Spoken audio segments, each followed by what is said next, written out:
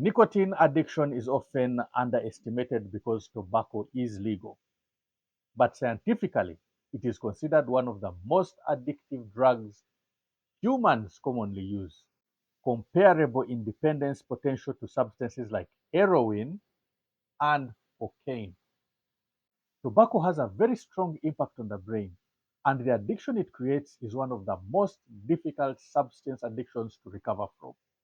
The main reason is the drug nicotine, which directly changes how the brain's reward and stress systems work.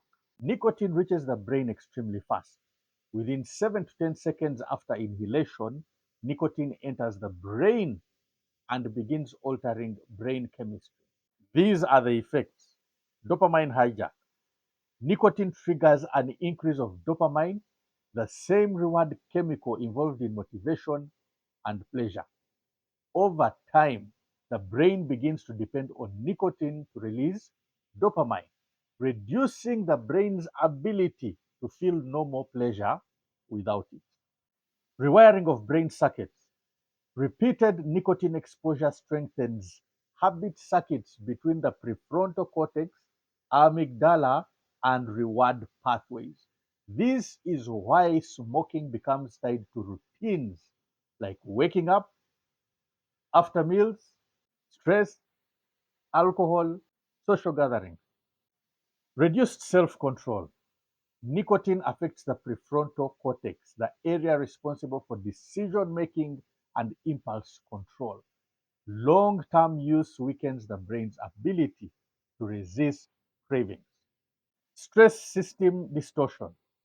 Many smokers believe tobacco relieves stress. In reality, nicotine creates stress cycles. Withdrawal produces irritability and anxiety, and smoking only temporarily relieves the withdrawal it has caused. Tobacco addiction is often harder to quit than many people expect because it has three layers of dependence. The first is the chemical dependence.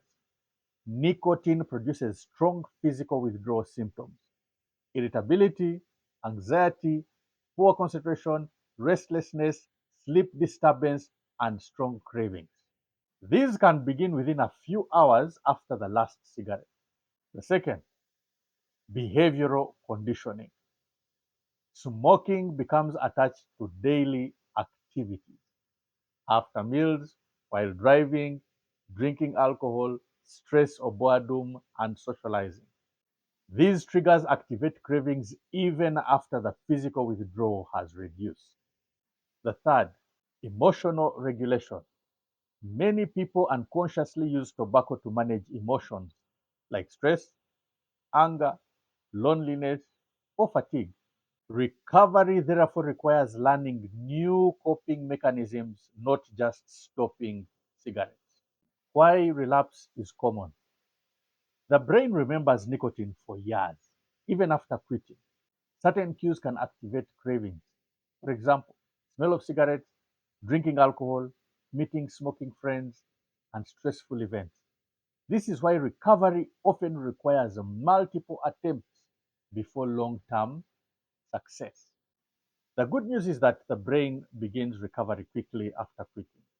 In 20 minutes, the heart rate begins normalizing. In 24 hours, nicotine levels drop significantly. 2 to 12 weeks, brain circulation improves. 3 months to 1 year, dopamine balance begins restoring. However, habit pathways may take longer, which is why recovery support is important. Many heavy smokers recover successfully, even after decades of use. The key elements are understanding brain addiction, managing triggers, building new routines, support, and accountability. The brain that learned nicotine can also learn freedom from it.